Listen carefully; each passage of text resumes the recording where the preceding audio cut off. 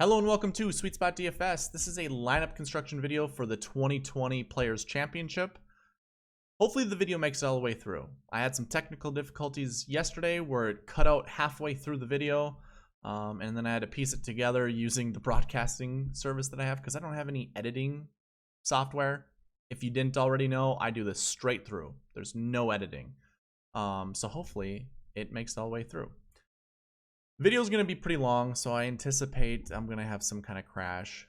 So what I want to remind you guys, you can watch this video in a faster speed. If you're on desktop, go ahead, drag your cursor over my face, anywhere on the screen here on the video. You're going to see a gear icon somewhere down here. Drill down on that, find playback speed, and choose whatever speed you're comfortable listening at. I prefer 1.5. I've done it 2 times. It sounds a little choppy, but it's doable. It's manageable. If you're on mobile, you're going to find that option top right corner. There's going to be 3 dots that make a vertical line. Drill down on that. You'll find playback speed there, and you can do it there. I will also have timestamps in the description so you can get to the parts of the video that matter most to you.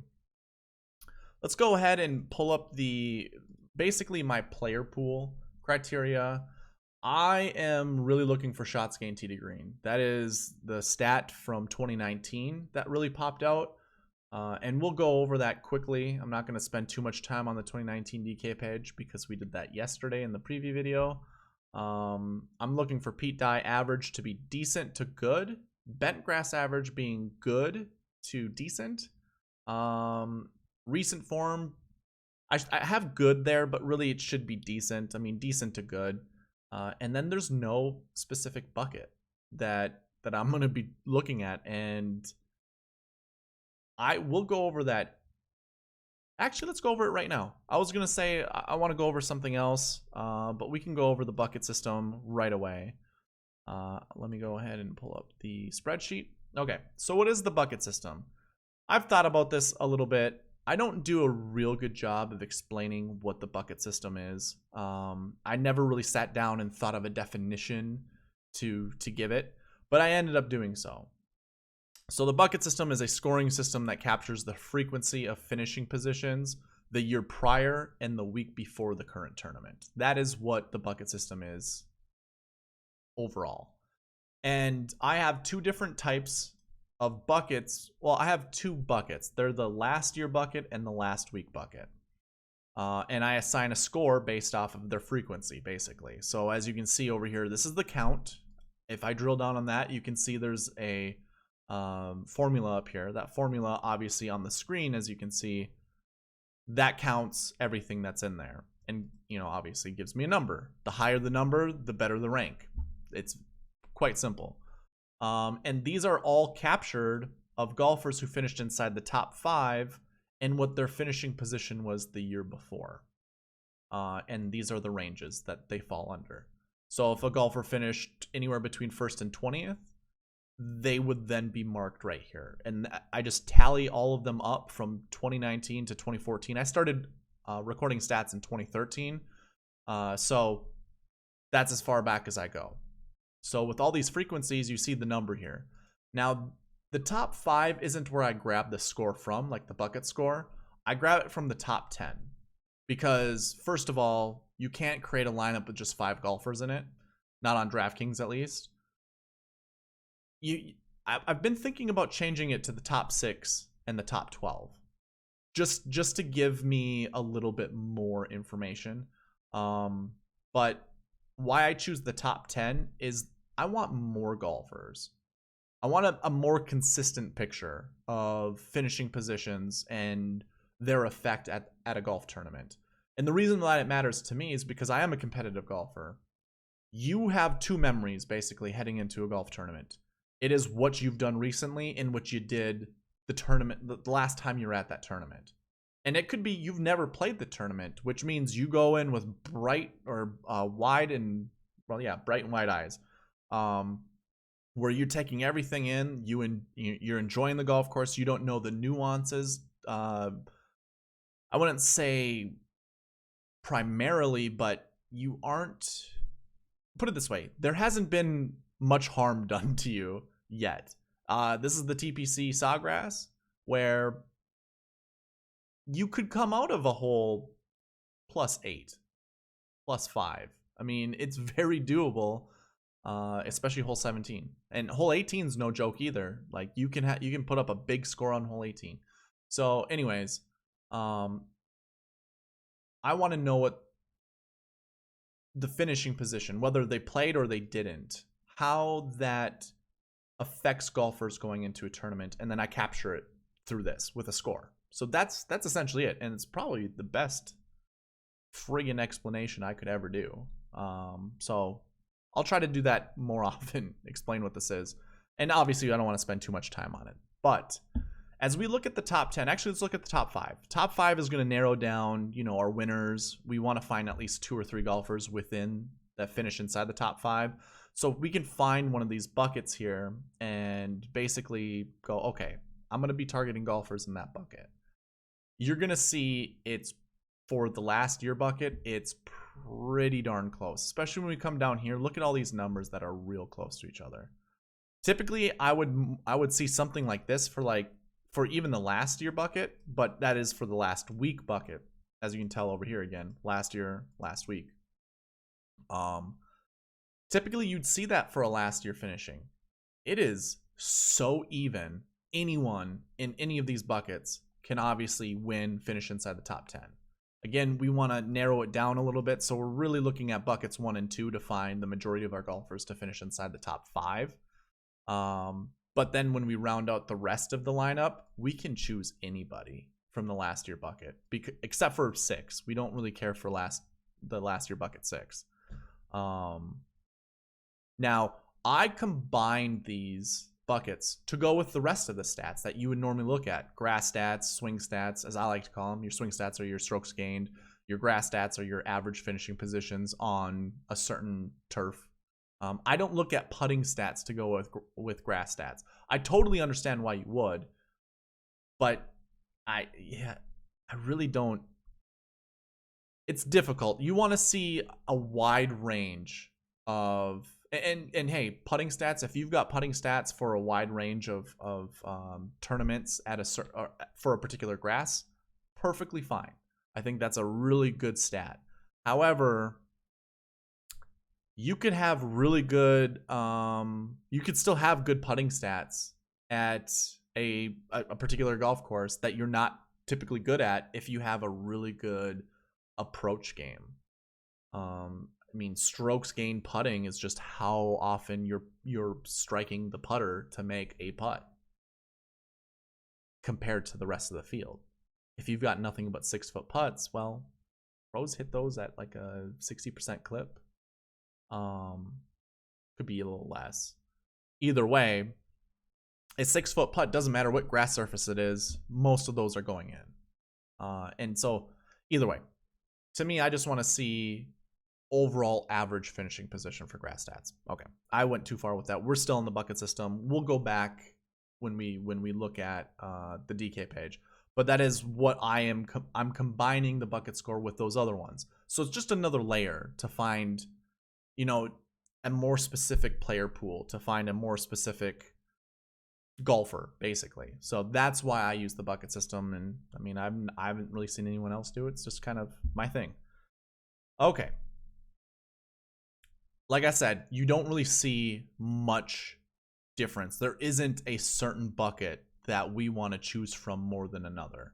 Obviously, our ones have slightly more than the other, but let's say I delete all of this. Like, look at what the numbers turn to. Like, it becomes even more narrow. Like, not narrow, but it becomes very close to each other. Of course, 2019 happened, and we had 4 golfers who had missed the cut the year before in 2019. So 4 golfers who missed the cut in 2018 finished inside the top 10. That's how this reads. And that obviously bumped up this bucket a little bit more. And yeah, I mean, again, it's really close. So that's why I said any bucket score when it came to the player pool criteria. Last week is a bit different. You can favor the ones a little bit more. Now, I also like to look at the min-max, as in, what confidence do I have in playing this bucket? There's a 1. for the least amount of times that bucket has finished inside the top 10. That's not good. Like, that's not a consistent number. Like, if this was a 3 or a 4, I would feel really good, playing this. Obviously, the count is really high. You have a max of 6. You don't see that anywhere else. In fact, 4 is the highest. You almost want to stay away from 5s and 6s. Not saying that you can't find those types of golfers inside, the top 10. Obviously, you can. And when we scroll and we look at the top 5, you see every type of bucket that's in there. Now look at the frequency of each of them. You can see your count over here. Obviously, when you look at this, you're probably not going to find a winner that has a last week score of 6, in all honesty. Not saying it can't happen, but more likely it's not. Again, this is just a frequency, so this is to make you feel more comfortable in picking a particular golfer. And when we get to the DK page, you'll see it. So that's the bucket score in a nutshell. I go a layer deeper and I look at the combinations between last year bucket and last week bucket.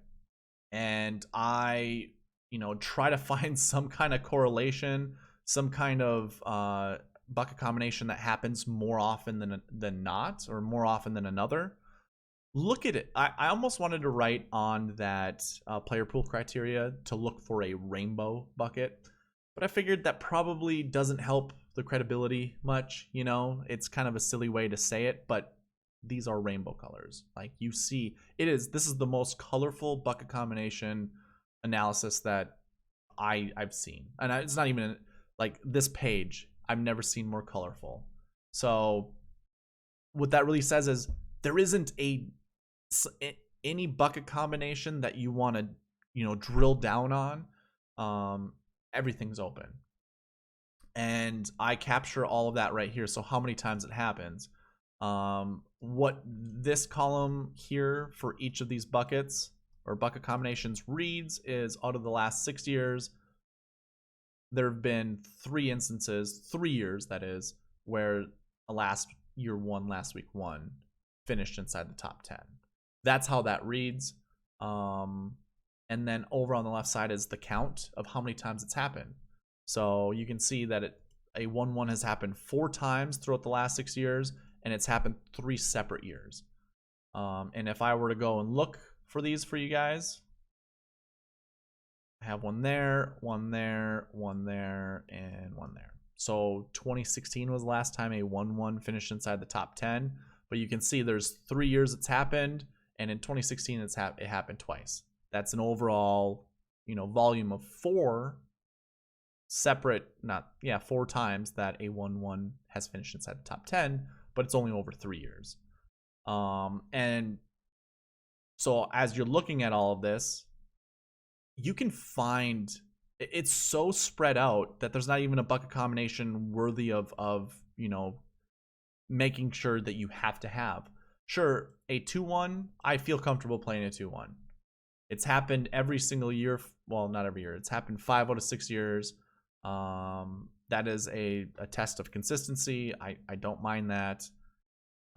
There are things that I'll stay away from. 1-6s, maybe 2-3s even. I know we have some 2-3s that we want to look at. But this isn't an end-all be-all. Basically, what I'll do with this then is I'll give it a percentage. In fact, if I throw up the calculator, just to show you guys what that means. If I were to take the last year 1, last week 1, obviously 3 divided by 6, we're going to get 50%. So then what I do with that number is I add it to the DK page. I have to spread it in pretty far. Zoomed in, not spread it. So that 50% would be right there. And in fact, you can see Patrick Cantlay is a 1-1. And I have that 50% right next to it. So that's basically what I do with these numbers, just seeing how many times they happen over the last 6 years, and then applying a percentage to that bucket combination.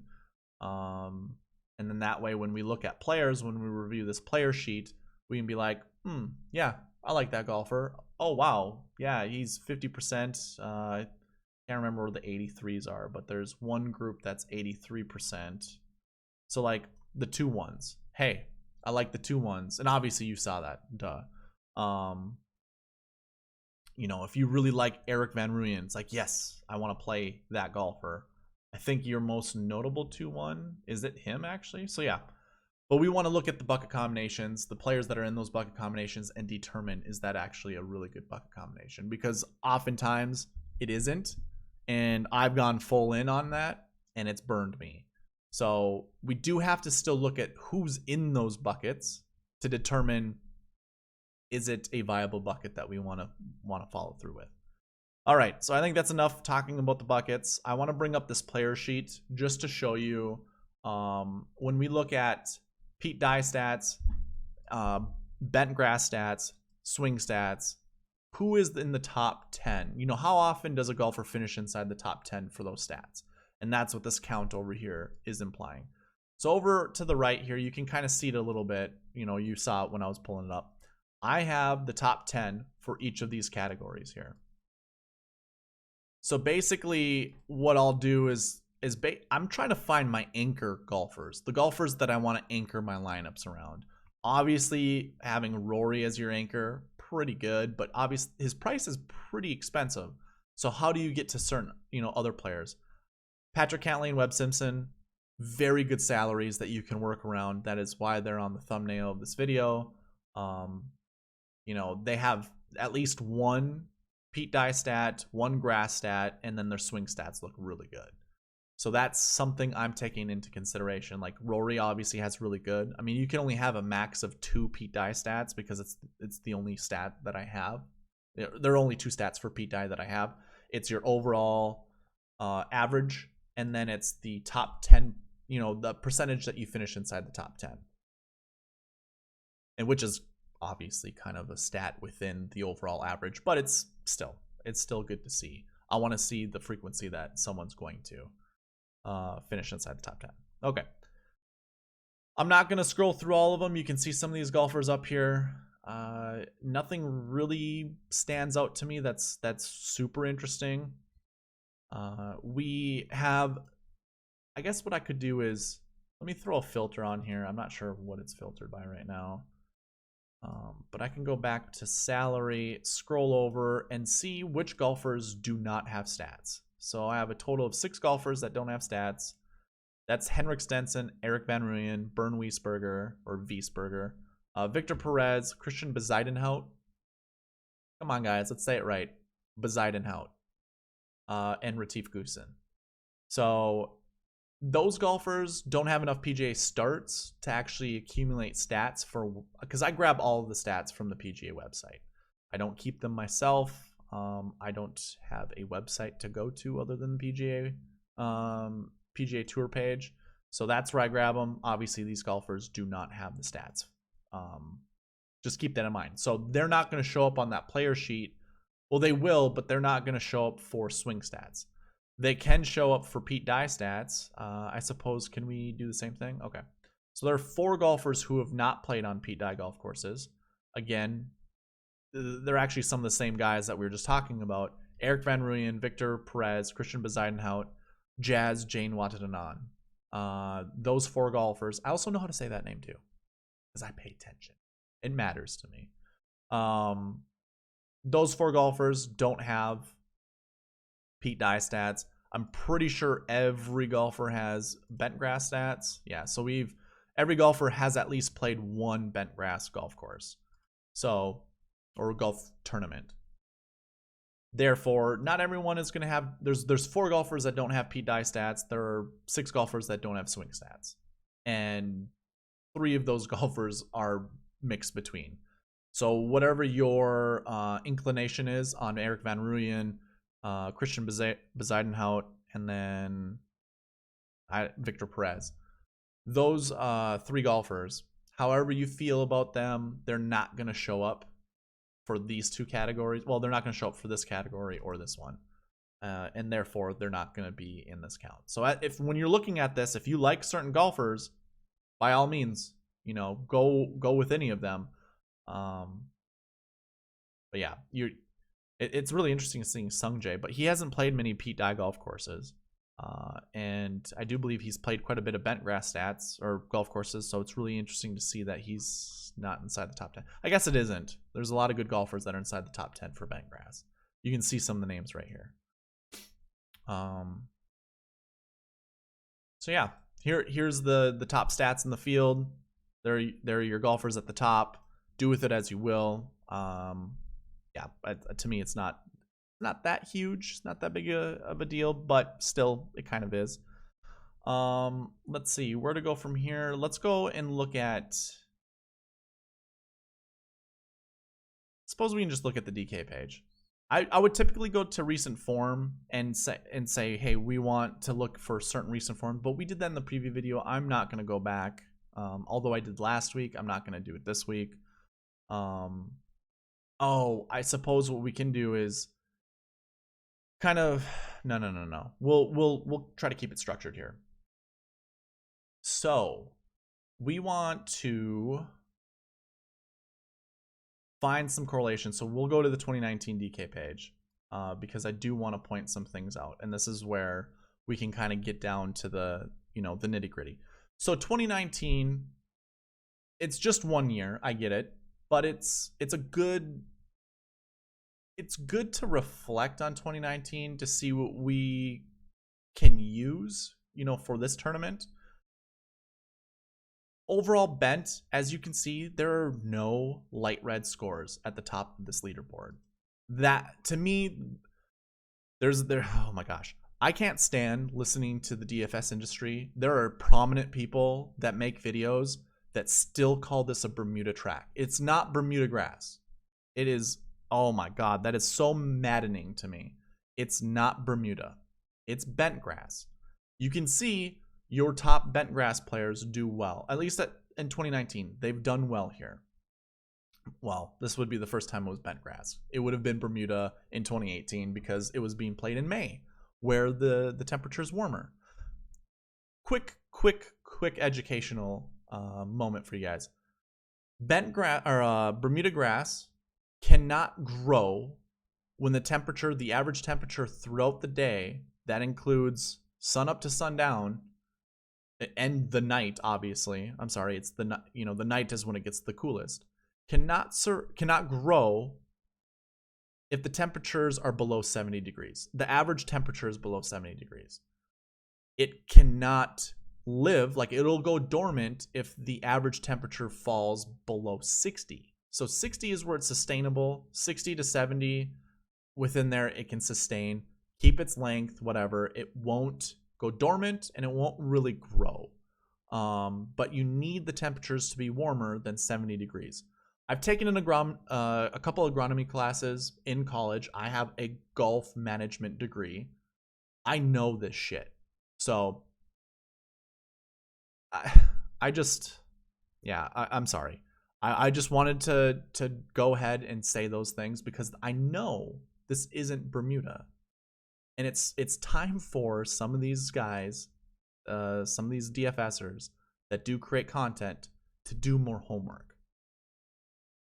Because if we want to take them seriously, they should do serious work, right? Okay. That's my rant. Now, the base layer is still going to be Bermuda. Like, it's still existent. Bermuda's still there. But it's going to be heavily filled in with bent grass and POA. I would say, like, when I say that, the roots are still there, not so much the blades, okay? That's probably a good distinction to make. The blades, which the golf ball will sit and rest on, will be very light, if non-existent at all. It might not even be existent whatsoever. I just don't know. I'm not down there. I don't know that for sure. But the GSC, or is it GSC? GCSAA, Golf Course Superintendent Association of America. They have said the tournament turf is the overseed, which means that is the prominent grass. So go with that, okay? Either way, bent grass is what I'm going to be looking at. You can see there's no golfer inside the top 20. So this is the top 20 golfers right here. That's the top 21, actually. So the top 20 golfers, 21 golfers, no one in the orange. When we scroll down here, we see some golfers in the red, and obviously they finish closer towards the bottom. Sure, we see some guys like Charlie Hoffman, typically a good bent grass golfer, finished pretty poorly. But yeah, you see more red down here than you do up at the top, which is a pretty good indication that obviously bent grass matters. And then you see the top 10 percentage for these golfers. Again, that's the likelihood they finish inside the top 10. Definitely want to be looking at that. You have one golfer that has a 0%, and that was Eddie Pepperell. So maybe we try to find a golfer that's like that. That's a European golfer, because I don't think I have stats for him in 2019. Yeah, he doesn't have any stats. So maybe we find one of those, 6 golfers that I talked about. Whether it's Van Rooyen, which, yeah, I've heard different pronunciations. I'm just going to call him Van Rooyen. Christian Bezuidenhout, Victor Perez. I wouldn't go with Retief. I just would not go with Retief. I think I put an X mark next to his name. Yeah. Bernd Wiesberger and Henrik Stenson. Like, you can choose any of those golfers. And I know Henrik has pretty decent bent grass. Yeah, he has very good bent grass stats. So really, you could choose any of these golfers. These guys could be your Eddie Pepperell. And in fact, this guy right here, who is this one? That'd be Erik Van Rooyen. Maybe Erik Van Rooyen is your Eddie Pepperell for this year. Kind of coming in with the same type of recent form as Pepperell, pretty darn close. Maybe you try to link those two things together. I'm not sure. It's entirely up to you guys.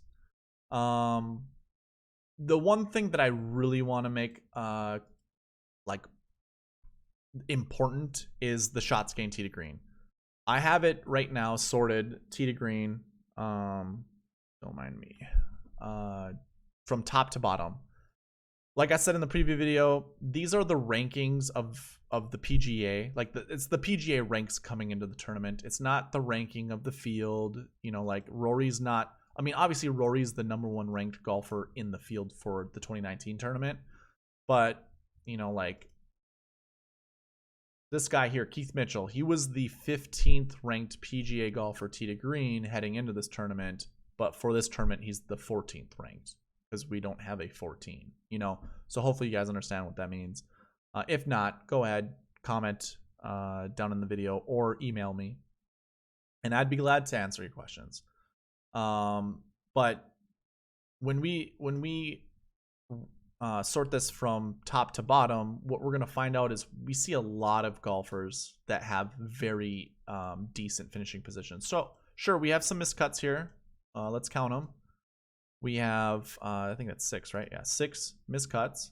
You have 1, 2, 3, 4, 5, 6 top 20s. You also have the winner. You have a 5th place finish, an 8th place finish, 2 5ths actually. But if I were to scroll down a little bit more, this is going to really open up, the tee to green, and it's going to show you, yeah, overall tee to green looks really good, because now we have no miscuts right here. And this obviously goes from 6, 7, 8, 9, 10, 11, 12 inside the top 20 to 6 miscuts. And from here up, that's 34 golfers. That's why if I were to pull down this spreadsheet and bring up the show index, I say top 35 tee to green. Now, I have numbered in what I've done here is, so we have this right now sorted by tee to green, highest to lowest. Now, these aren't the PGA ranks. This is actually the shots gained that these golfers have coming into the tournament. So obviously this is your top guy in the field. That's Tyrrell Hatton, not Tyrell, Tyrrell Hatton. And what I've done is I've numbered 1 all the way down to 50. I did this last week, and I believe it still was like within the 30s. You could find 6 golfers and create a lineup. You could create a lineup with 6 golfers inside the top 35 shots gained tee to green. They all finished inside the top 20. You had the winner in there, and I think you had a few other like places you would have needed. I think you actually would have won the $5 GPP. Now that I think of it, I'm trying to remember the review video that I did on Sunday. I believe you could create a full lineup. So that's what column M under I, that's what that indicates right here. This number here is 1 through 50. So when we go throughout the rest of the things we're talking about, we can refer back to here, and it's right next to the bucket combination percentage and the buckets. So we can really crack down on the golfers that we really like. Like I said, I use the bucket system to go with the rest of my stats. So right here, that's what that number means. And in all honesty, I'm going to try to find golfers in here within the top 35. So that would be down to, well, Abraham Answer, but yeah, I mean, I might grab some of these guys just in case. But yeah, Abraham Answer on up. We're going to try to find golfers here. This is our player pool essentially, and we're going to create lineups based off of this. I don't really have a strong take on who I like the most. I'm going to be sprinkling ownership pretty evenly, because when I create my lineups, I'm not actually looking at who I'm pairing them up with. I'm kind of leaving that, I know this is going to sound stupid, but some of you guys do it already. I'm going to leave it up to fate. You know, I'm just going to put golfers in their columns, and then I'm going to randomize the range and just let them be as they are. Like, I don't care where they end up or what it looks like. We're just gonna, you know, mix and match. Doesn't matter. And then hopefully it stays under the salary. If not, we'll just substitute some golfers, and I'll show you what that looks like a little bit later. But continuing on with this, obviously again, shots gained tee to green, and then we can continue going on with the rest of the stats. So I think what we can do from here is basically just start creating lineups. I usually go like really deep into, you know, going through all the stats, but we already did that in the preview video. So you guys can look at the preview video and determine that. But tee to green is by far the more important stat to me. We can always come back to 2019 and look at some of the other stuff. So what about off the tee? Yeah, off the tee looks pretty good. You've got your winner, third place, fifth place. So we can look at some of that stuff. What I'm actually going to say right now is I forgot. I want to find a golfer. I want to find this year's Brandt Snedeker. Because when we look at Brandt Snedeker, obviously he falls into the bucket range of last year won last week, or last year won last week 5. But when we scroll over and we keep him in our sights here, Brandt Snedeker, and we look all the way over, look at what his PGA rank was heading into this. Now, I could go find him on my stats page, but I'm not going to bore you guys with that. He was, you know, dead bottom of the list. So I thought to myself, what other things can I grab? He's $6,900. Course history, 62.2. Recent form, not good, 63. Missed the cut the year before, 50th the week before. Has these stats right here, so really good bent grass stats, really good percentage of finding the top 10. So when we go to the 2020, so that's basically what this is right now. What I'm going to do is try to find Brandt Snedeker. I know he's in the field, but I'm trying to find the Brandt Snedeker for this tournament. And obviously, the first thing that I'm going to do is sort it by bent grass stats. So what was Brandt Snedeker? He was 35.33. I'm going to keep it right here, and we're going to scroll down to like right when we get to the 30s, you know, and we're going to try to find, you know, 3 red colors or something very similar. You know, we want, I think it was like what, light red, dark red, light red.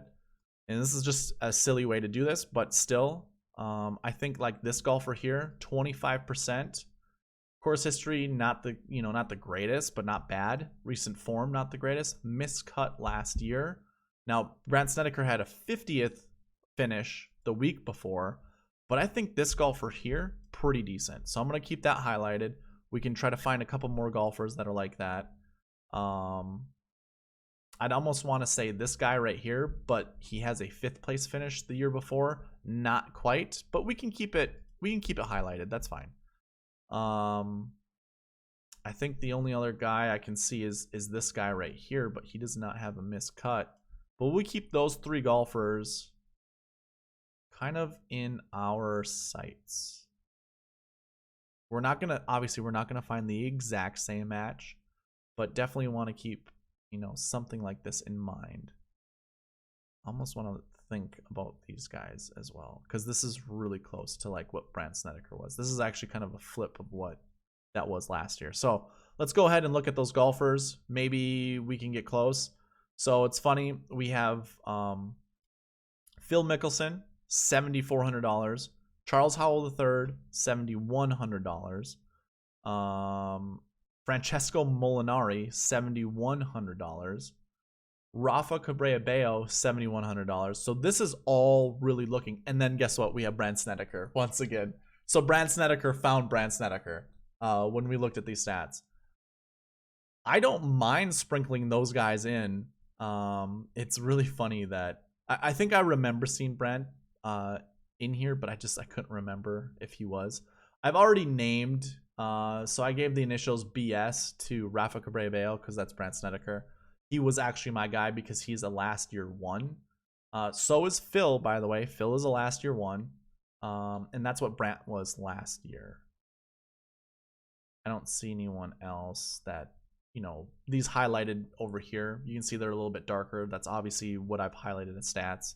So I'm probably going to pass on Francesco and Charles Howell III because just doesn't match the bucket combination or the bucket that Brandt Snedeker was. And this year Brandt isn't the same. So maybe we go with Rafa or maybe we go with Phil.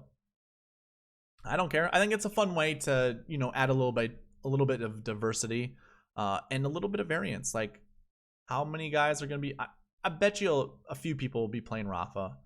But how many guys are going to be playing Phil Mickelson or again, even Brandt Snedeker? So I think those three golfers, what I'm going to do is copy them and throw them over to the lineup construction page. Do I want to put them at the top? I'm going to put them down here just because I want to leave the top, you know, this portion here open to my other buckets that we'll go over. So it was Brandt, it was Rafa, and it was Phil. And I'm not going to go all in on these golfers. I'm just putting them there because if there's a chance that I can sneak them in a lineup, that's what I'm going to try to do. Okay. So let's go ahead. That was our Brandt Snedeker that we wanted to find. The rest of them, I think we're just going to be searching the old-fashioned way, finding the right golfers, basically tee to green. We could try to find a Brian Harman, but I don't care. His off the tee stats were pretty good. The rest of this doesn't look that good. So I guess, should we try to find a Brian Harman just for now? So what, he was off the tee. Let's see, Brian Harman, 55. So that wouldn't be 55 in the field per se, but 55 up, that's 45. So the top 45, somewhere in the top 45 off the tee, but not good tee to green. So top 50, this would be 60. I think this is top 50 right here, right? That's 54. I'm just going to go ahead and highlight that guy, that guy, that guy, and that guy. This is probably too far forward, but and we can also highlight that guy. So 43, that first guy at the top of the list was Andrew Landry. Lucas Glover would be the next one. Max Homa would be the one after that. Scott Brown and Adam Schenk. In all honesty, I like Max Homa, but I'm guessing everyone else is going to because his recent form looks pretty good coming into this. And we kind of want to find golfers that have good recent form. I could probably just say we're going to shut it down on Scott Brown because I don't think there's even a golfer of Scott Brown's caliber. You know, I would say these two golfers way better. So I'm looking at recent form. That's what I'm doing right now. Looking for this light red color throughout the years and seeing what kind of golfer goes with it. In all honesty, the golfers so far that we've seen, I mean, maybe Ken Duke fits in that category. Same with Alex Cheka, I suppose. But these guys aren't the same as Scott Brown. Scott Brown is kind of an older golfer who doesn't hit the ball very far. Brian Davis probably fits that profile. And same with those two as well. So shoot, maybe Scott Brown is actually a play worth considering. Anyways, I still like Max Homa. So yeah, sure. I will go ahead and copy Max over here. Trying to remember everyone that we picked. Of course, Scott Brown. If I can remember where he was, Adam Schenk was one. And I know this is just I wouldn't say so much a silly thing, but it is a little bit of picking golfers. But this is kind of where we try to find a little bit of variance. Do you remember who the last guy was? Was that it? Was it just those four? So it was that guy, that guy, that guy. Yeah, those four. Okay. I guess I could look at some of these guys that are below, but I'm not going to touch those guys. Okay. There. That's enough, nonsense that I would assume most of you guys probably feel. So let's go ahead and actually find the golfers. Let's create some lineups now, because those are basically, they're really golfers I don't care that much about, in all honesty. It's just I'm going to fit them in if I can, afford them, and if it's a good fit, basically. All right, so the other thing to look at are the bucket combinations. What I want to show you guys right now, so I'm gonna basically go, in order like this. I'm gonna show you this first. So here are the different types of bucket combinations that are in this tournament. There is a total of 28 unique buckets, and basically one bucket dominates all of them, and that's the last year one, last week one. Of course, 50% of the time we've seen inside the top 10 over the last 6 years. We're probably going to see it again. So it probably would be safe to go with a 1-1 this year. Trying to find one that's decent, basically. And then we can see the other count. There's 10 golfers that are within this 2-3. We might want to look at who the 2-3s are, because this 0%, although that doesn't give us a lot of confidence, if we find some good golfers in there, we can feel a bit more confident, but still be a little cautious. That's kind of how I read these bucket systems. And then last year 1, last week 3, and now I'm just call them 1-2, 2-1, 3-1. You got a pretty healthy chunk. Basically, this is a lot of the same volume. But yeah, we'll go over here. We'll review each bucket combination. The 1-1s, Patrick Cantlay. Yeah, I think it's safe to say, just Patrick Cantlay, Paul Casey. Actually, these guys right here, they're all within the top 35 for shots gained tee to green. Maybe they're just what we pick from the 1-1s. Again, it's 50% of the time they finish inside the top 10. So if I were to think about creating lineups, if I created 50 lineups, then I might just stick to that number. Either go 57% or 42%, because that would be whatever direction it ends up going. Like if I don't think 1-1s are going to make the top 10, it's going to change from 3 to 6 to 3 to 7. 3 divided by 7 is 42%. Same applies if it does find the top 10 again, then it's going to be 4-0 to 7. And when you divide 4 into 7, you get 57%. So maybe that's how I play these lineups. Put them either in 42 or 57% of my lineups. Could put them in 100%, and it's really just the combination. It's not all 4 of these golfers. It's either Patrick Cantlay or Paul Casey or Shane Lowry or Adam Hadwin. And in fact, this is a good way to pivot. I know the prices don't most people when they pivot, they just look at price points, but this is actually a decent pivot. So if you had a $50,000 lineup and you pivoted at 8,200, it's not a bad pivot. You're leaving 1,800 or 1,600 on the table. That's not bad for this tournament. If you were to look at last year's, optimal lineup was 49,100. The $3 GPP winning lineup was 49,900. I think I have it also for 18. yeah, optimal lineup would have been 47,700. So that would be leaving 2,300 on the table. It's not bad leaving money on the table, but most years you're going to find, or most tournaments, DFS tournaments, you're going to find the winning lineup uses nearly all $50,000 of salary. So either way, here you go.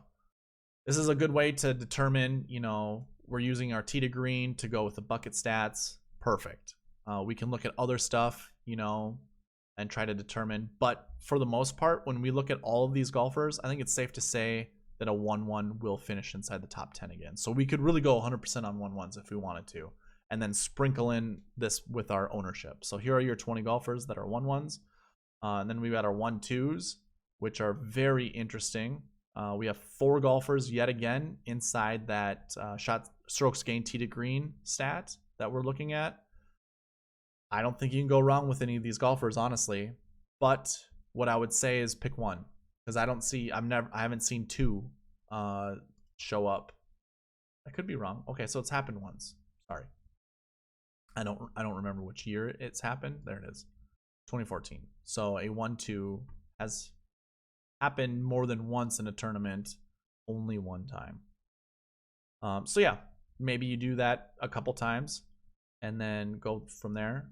1-3s, this 33%, it's led by Cam Champ, and then we have our Brandt Snedeker in Rafa Cabrera-Bello.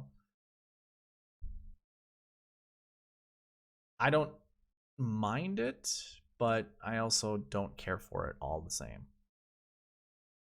1-4s, 33%. Xander could easily move that up. Harold Varner, maybe. Not really too thrilled about it. Look at the 2-1s. There are only 6 golfers that fall under the 2-1 category. I don't like that, or the bucket combination. These golfers don't look good. Of course, Adam Schenk is our quote-unquote... actually, this is our Brian Harman, isn't it? So Schenk would be our Brian Harman. It's doable, but it's not. Yeah, I'm not putting a lot of stock into that. 2-2s. This 16% could easily go up with either of these 2 golfers, and I guess we can't really discount Brendan Todd either, or Dylan Fratelli, but they don't fall inside that bucket combination, or the strokes gained tee to green. 2-3s, 0%, but you have 3 golfers that are right around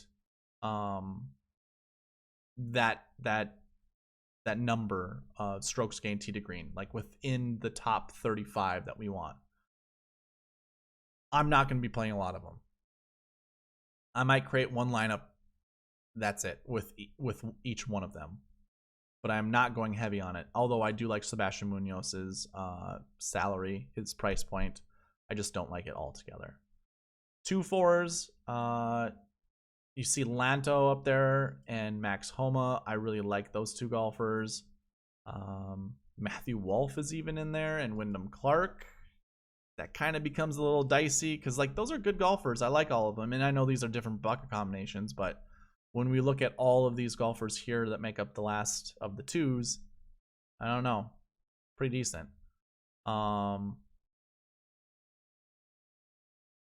3-1s, just, that is on fire. And I almost would say just play one of these guys in the 3-1s. I wouldn't say play all of them or don't combine them. Not saying you don't have to. It's just that this tournament is so volatile. I don't know how often you actually see a 3-1 together with each other. And again, this is a tournament. This is a year where it can happen. Obviously, we see a lot of good golfers that are 3-1s. But yeah, so it's happened 4 times. So where was the... There it is. Okay. So it's doable, definitely. 3-2s, not many golfers in the 3-2s. You see Rory and Bryson together. Now, what I could say about this is don't pair Rory and Bryson together. Again, I'm really now cutting into basically how often you can play a certain player. So if I tell you can't play Rory with Bryson, how many different, lineups can you now create? It's not many. Like,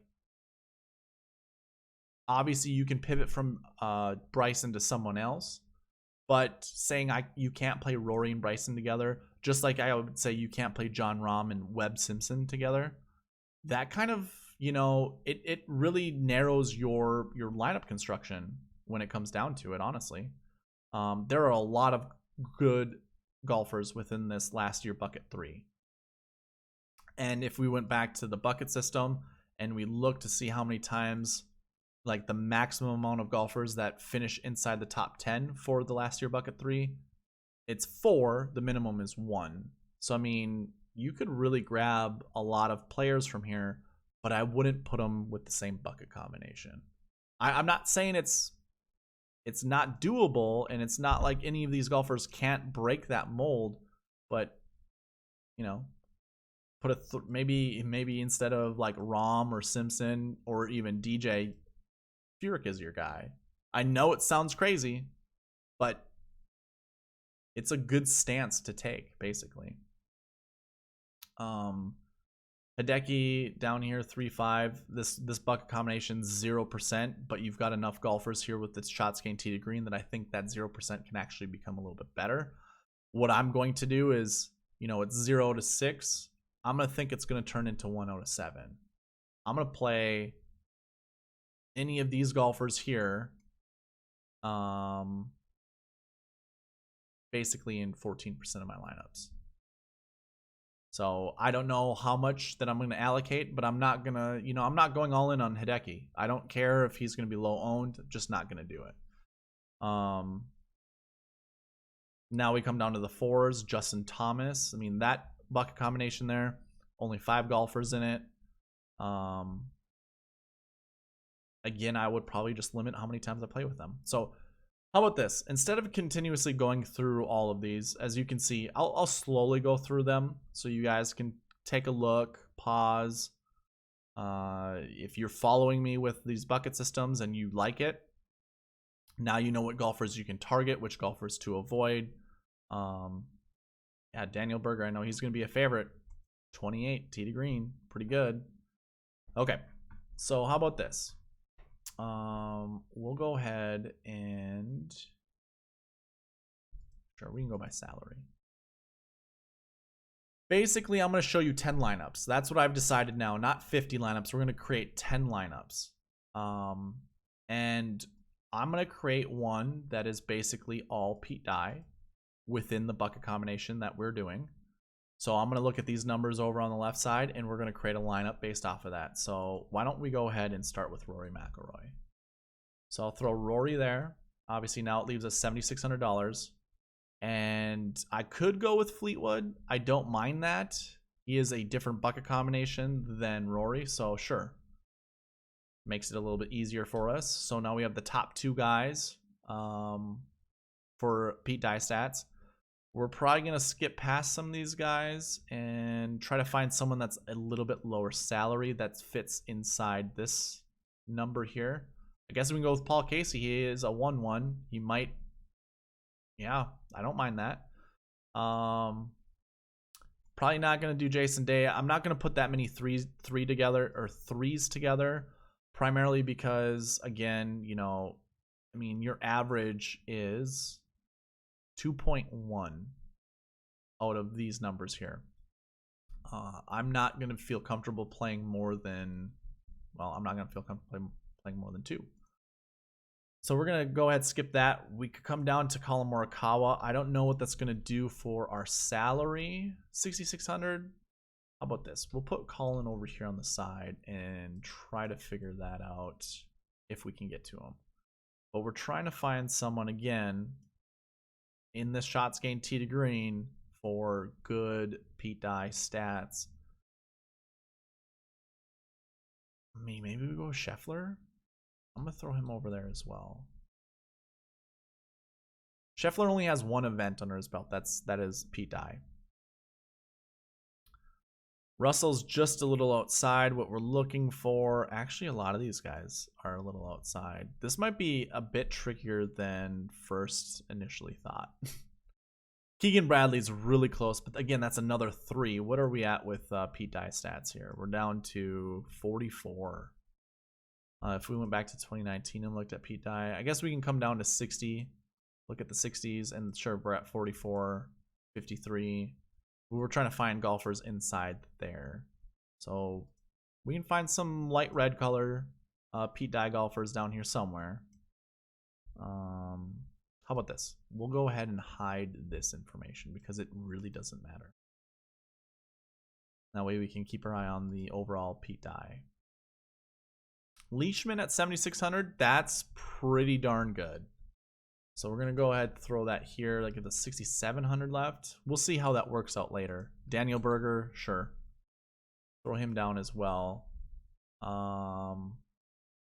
Hadwin's at 7,000. That's actually pretty good. There's Joel Damon.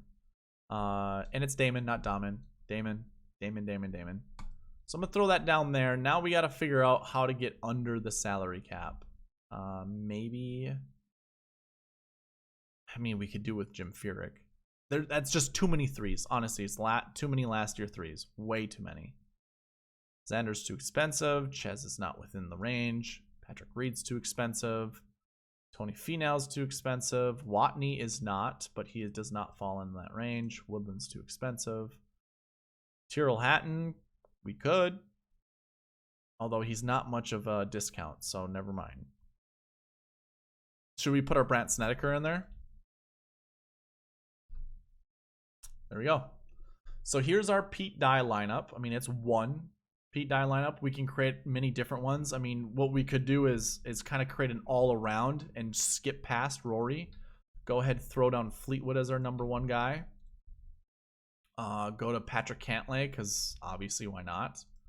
Throw down Cantlay. That leaves us with 7,800 left. Sure, let's do Paul Casey once again. I mean, why not? Why not? It's because we already have a 1-1. That's why not. I know it's silly for some of you guys, but I'm just going to say nay. Webb Simpson. Sure, 7,300 left. That's not bad. This time we can put Colin Morikawa down. Leaves us with 7,000. Why don't we go ahead and throw Damon down again? So now we're at 75. Throw in Scheffler. There we go. There's another lineup that we can do just like that. The other thing we can always come back and double check is what's our min max for ones, the last year one, and it's somewhere between 1 to 4 once again, with the average number being 2.5 now, not 2.1. So if we really felt concerned about having way too many yellows here, I could switch from here we go. We'll go ahead, drag this down. And instead of Webb Simpson, we'll go up to see where Webb is, price point, 9,200, and find a golfer that's up here that we can just easily switch to. So we could go to Matsuyama if we wanted to. But we're going to try to stay away from the threes. That's what we want. We can go to Colin Morikawa. I mean, it's going to be like a huge price. Oh, we already have Colin Morikawa. Duh. Sungjae? Sure. Why not? So there you go. That's the natural pivot, in my opinion. Let's just go to Sungjae. He's a 1-2. Patrick Cantlay is a 1-1. Tommy is a 3-3. Tommy's a 3-3. Colin Morikawa is a 2-2. So is Scheffler, though, right? Yeah. So I don't know how I feel about pairing those two guys together, in all honesty. Again, sounds weird, but let's go ahead and change Scheffler out. Who would we change him to? He's 7,500. We have, what, $600 to play with? So we can go anywhere 81 and down. I mean, we can go to Matt Kuchar, but he does not fit that strokes gained tee to green. We'll go Sergio. He's real close. I mean, I suppose. Why not? So we can throw him in for Scheffler. And we can also pivot from Morikawa to somebody else. So 79 could go up to 8,500. Jason Day could be your pivot if you wanted, but I guess stay away from the threes again.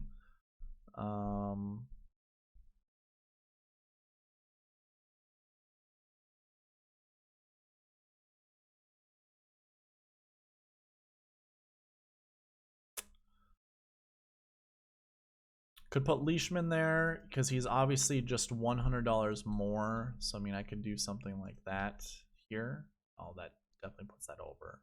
But either way, you obviously, in this particular lineup, what we had, I'm just showing you the different things that we can do. So where was, oh.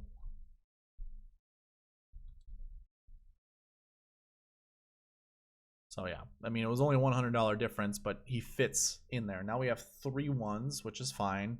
Obviously 2 ones here. Let's go ahead and hit that back button.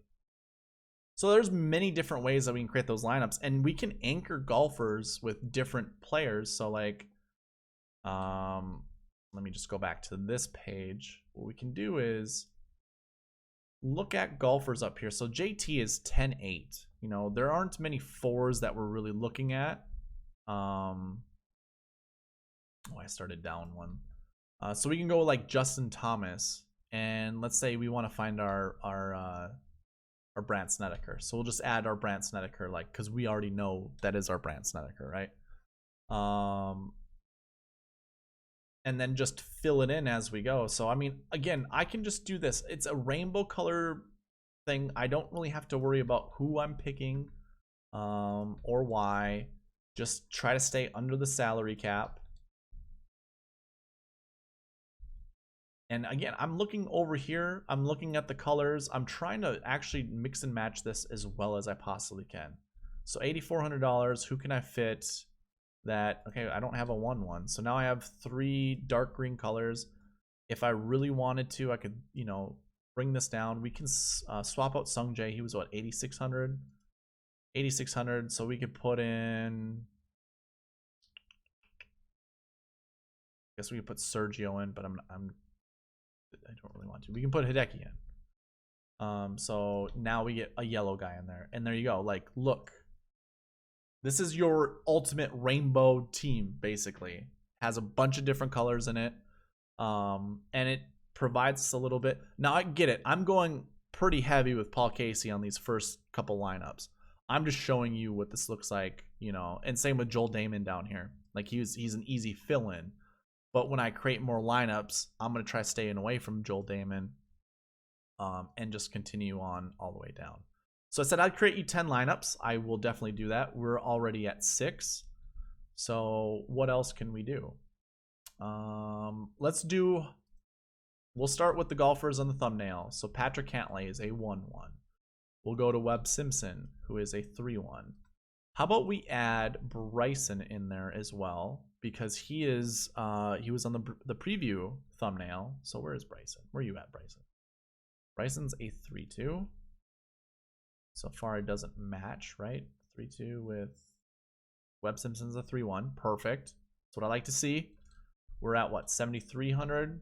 Why don't we throw Mark Leishman up there? But Leash, let's find some light green golfers, just, you know, again, to try to mix it up as much as possible. What happens if we put Colin Morikawa up there? Again, I know I like Colin, 6,400. I will pass on that for now. Oh, these are also all of our Pete Dye golfers. I totally forgot. I don't know why I'm continuously going with this. I'll do one more. So these are all Pete Dye golfer. Oh boy.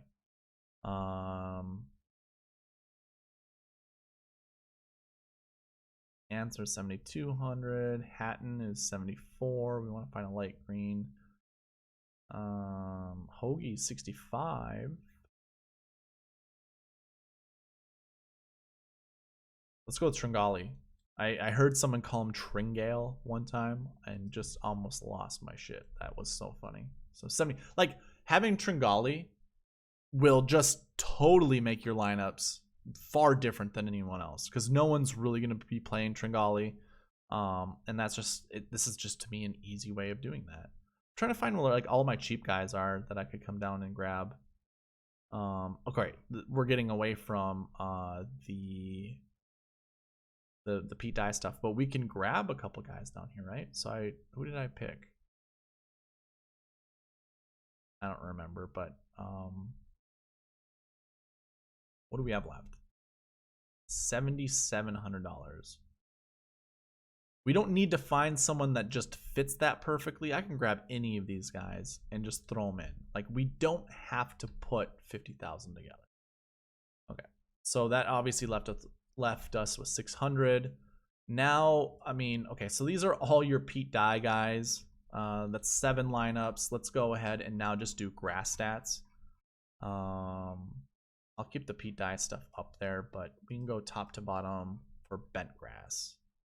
And I'm gonna hide this so we can see a bit more, like I said. What other one can we hide?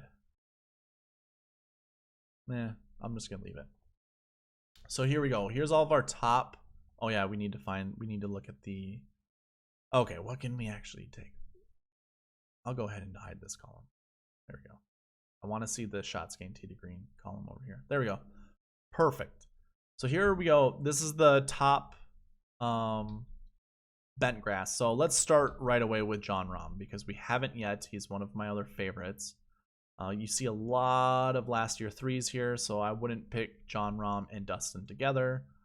We could think about playing Jon Rahm and Hideki, but I'm not going to. Just going to come right down here and grab both of these guys. They're already in all of our lineups as it is, but why not? So now we got 7,500 left. As we scroll down, we could grab any of these guys. 7,500. Why don't we do a Benny Ann? Sure. Daniel Berger is there. Of course, we like Daniel Berger. What does 7,200 do? Leaves us with 75. So we just need to find someone with 75. Do we grab our Brandt Snedeker or do we grab Brandt Snedeker? I mean, we could. It's not going to matter that much. Sure, we'll throw Brandt on there. The actual Brandt Snedeker. So there you go. There are 8 lineups now. Let's go ahead, start with Jon Rahm and let's say Bryson. Now I can like really mix and match some of these. Let's do a Scheffler.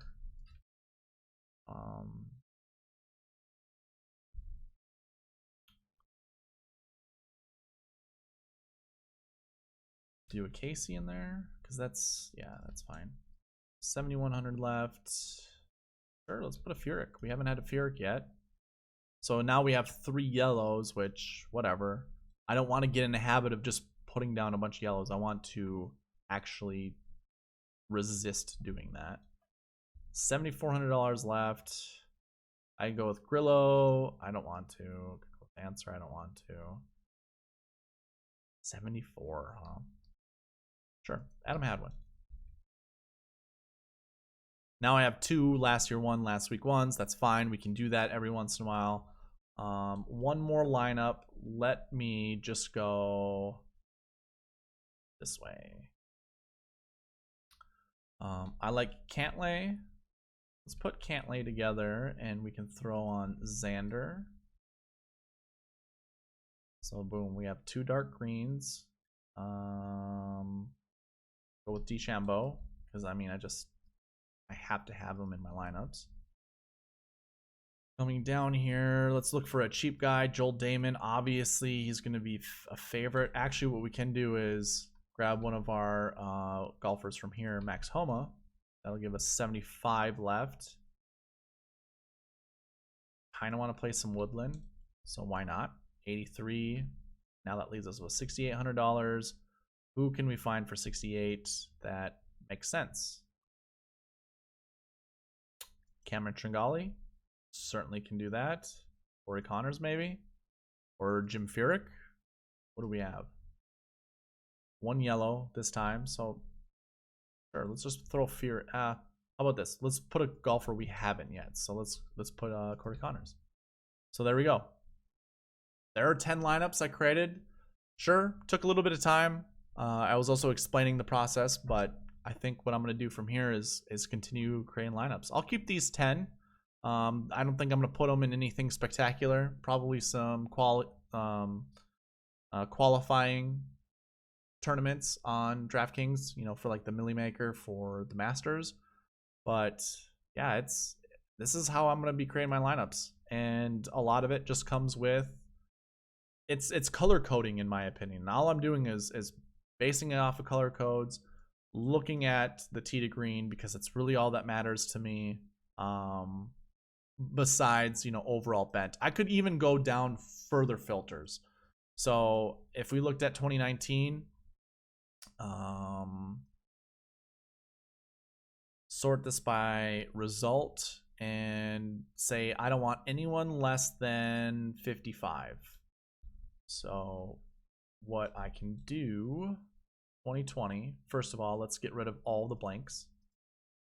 And then we can apply a conditional for bent grass, so no one worse than 55.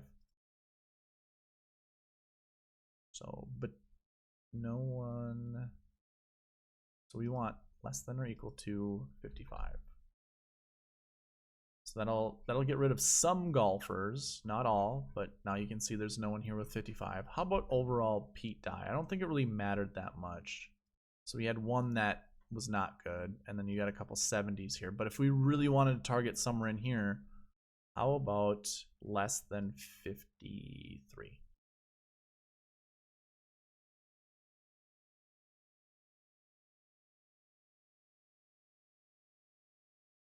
I'm just gonna do 54, just because. And then, is there anything else that I really want to sort by? Either way, let's see what this brings us down to. So this gives us 34 golfers to choose from. And obviously different varying prices. If I really wanted to, we could go by here. I suppose it is already sorted from top to bottom here. And basically just look for all the golfers that we possibly can. You can see that your top guys, tee to green, they all survived the conditions of Pete Dye and bent grass. We can also look at recent form. Now, obviously, all these guys have really good recent form. Furyk does not. Neither does Knox or Grillo or Watney. But these guys down here, they don't fit that top 35. Furyk does.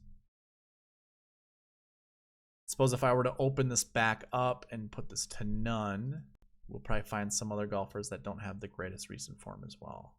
So Corey Connors, Joaquin Neiman, Russell Knox.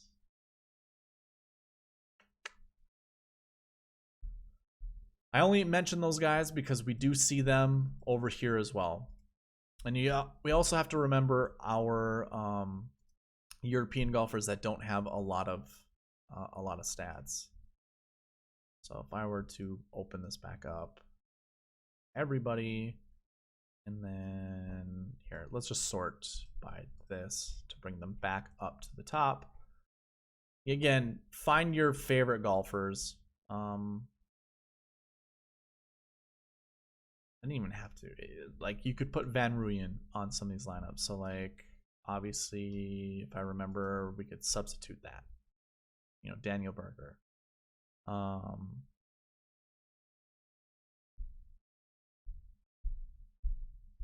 Could we substitute Corey? No. Okay. Anyways.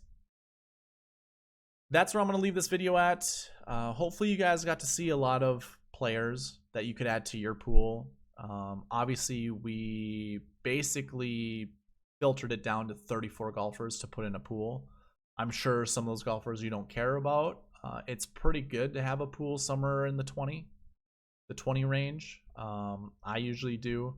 But yeah, that's how I'm going to start creating lineups. I'm going to go from there. And again, I'm going to keep these here. You guys obviously see it. Go ahead, throw them in a lineup. I don't care. Throw them in a contest. Like I said, these will not be in my high money ones. Maybe they will. What I like to do is basically, if say this is my $20 milli maker.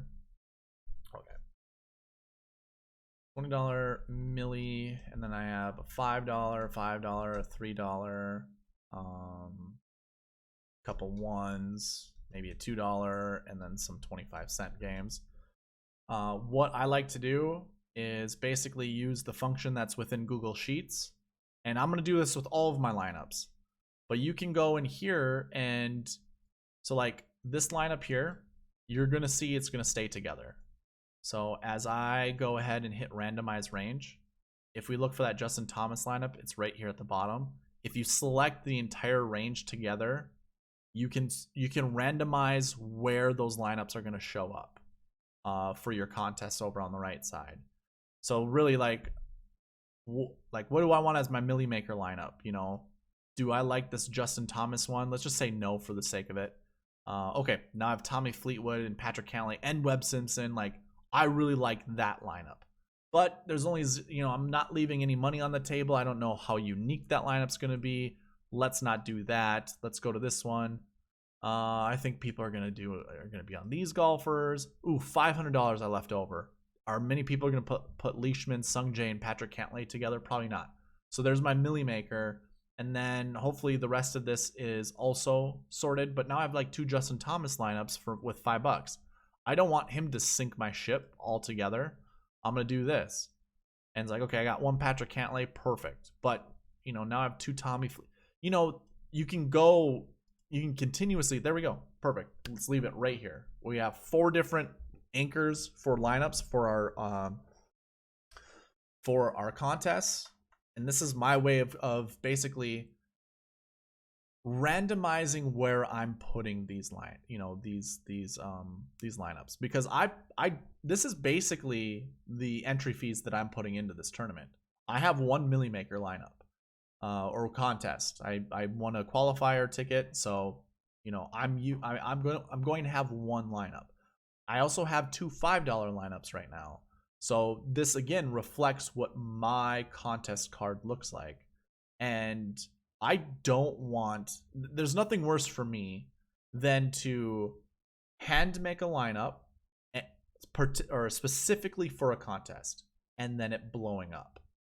And then I have some silly, stupid lineup that is in a free contest, because I like to enter some free contests, or it's in a 10-cent game and it's my highest scoring. Which, put it this way, if that lineup was in the Millie Maker, even if I don't win the Millie Maker, I'm winning nearly double my money, probably like $10 actually. So I'm winning like $30 if I cash. But that extra $10 is going to cover all of my quarter arcades. It's going to cover all of my dime time games. It's better to have that lineup in the Millie Maker than to have in a 10-cent game. So that's what I like to do. I like to just randomize it so I can't be biased when it comes to, and you know, again, because I'll drive myself mad if I go, really? Man, I was all in on Tommy and all in on Patrick Cantlay. I threw them in all of these lineups right here. You know, all of these right here. All of my big entry fees, both of them missed the cut. Now I can't make any money. You know, I don't want to do anything like that. I want to keep it as random as possible. You know, like if my Adam Schenk lineup actually comes up here and yeah, let's say boom, that's there, $1,100. So instead of having who was it? Homa? I already forgot. Was that Homa? Oh, Joel Damon. So let's say, okay, perfect. This is a really unique lineup. I don't think many people are gonna have Adam Schenk, but you know, $1,100 is left on the table as well. If that lineup finds its way up to the Millie Maker when I randomize, I might hesitate, but then I also might be like, that's probably enough to get it done. You know, I don't care, in all honesty, how much money I have left on the table. All I care about is putting the shots gained TD Green guys together with good bent grass, with good peat dye, and then the bucket combination. So that's how I'll construct these lineups, and hopefully it works out well.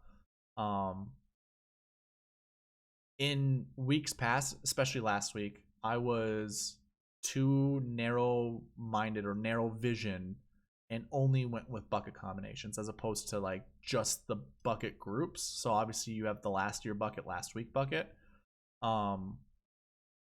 I already said that I'm not going to put, you know, 2 3-2s together, but I probably will. Like, that doesn't really matter all that much.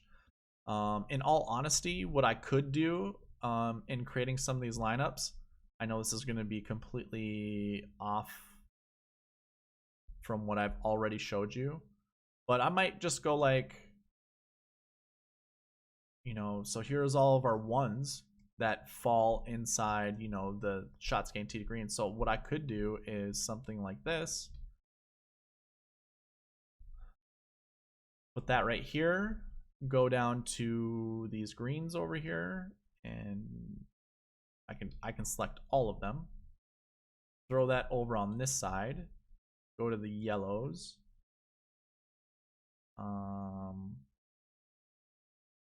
Select down to Keegan. Sure. Do that here, but then the leftovers I'll throw there, just because. And maybe I like Colin Markawa and Scheffler enough times to add them, you know, a couple more times. Come down here, do the same thing. Come down to Sergio, that's fine. Throw them over on the side over here. Yeah, that's fine. And then the rest of these guys now can come over here. And basically what I could do is in each of these columns, go ahead and randomize. Don't care where they end up.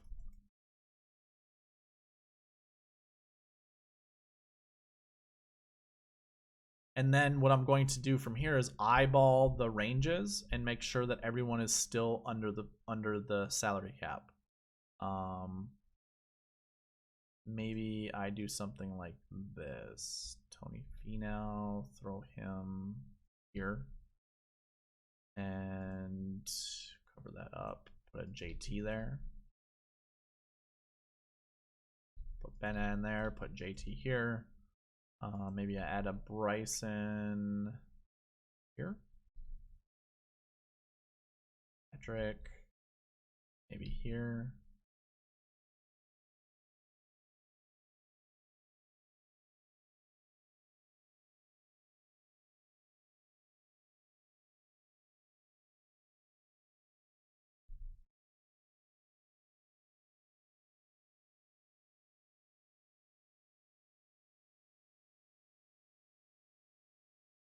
Oof.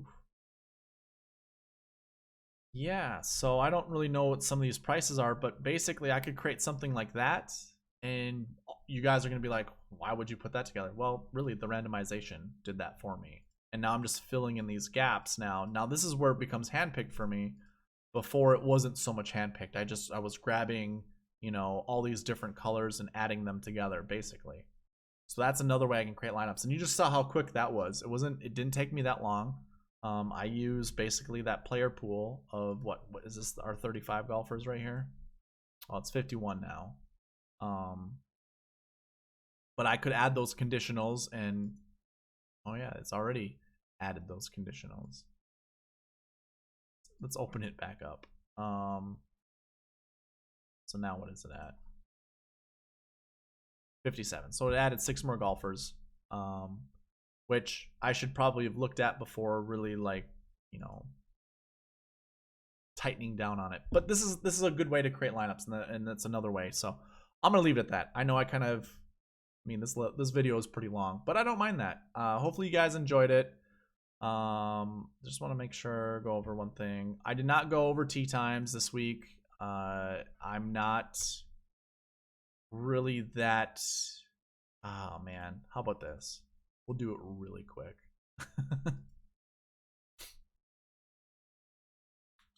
Did I have one? Okay, never mind. And let's see if can we find anyone together. Sung Jae and Bryson and Gary Woodland. So that's a good group right there. Really good group. Keep those in your midst. Cantlay, Matsuyama, and Patrick Reed. Another super good group. Ches Reavie and Daniel Berger. It's not bad. Webb Simpson and Dustin Johnson. Not bad. Cam Champ, Tyrrell Hatton, and Paul Casey. Pretty good.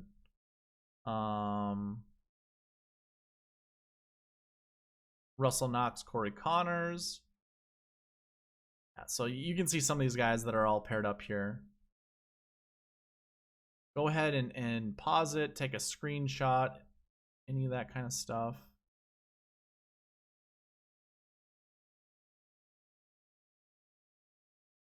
Adam Scott and Xander. Maybe if you're on either of them, you pair them together. get a little bit of a bonus if they do play well together. Fleetwood and Furyk. That's an interesting pairing. So basically what I would do with this, if you haven't seen these videos before, I'm a competitive golfer. Playing in a good group will boost your performance. Playing in a bad group will decrease your performance. It doesn't happen all the time, but if you're paired with the wrong people, it can just be awful to play with. And golf is such a mental game that if anything gets inside your head, even if it's the smallest thing, maybe it removes like 5% of your performance. Well, 5% could be 3 to 4 strokes. So, you know, keep that in mind. I think it's definitely worth looking at who's playing together, and hopefully you guys got enough there where you can figure out who you like. Plus, if you want to do an AM PM stack or all AM golfers, you totally could have seen it right there. But now I'm finished. Thank you for watching. Leave a like, comment, subscribe, all that good stuff, and I'll see you in a review on Sunday. I think it'll be Sunday. But yeah, good luck this week. Win some money.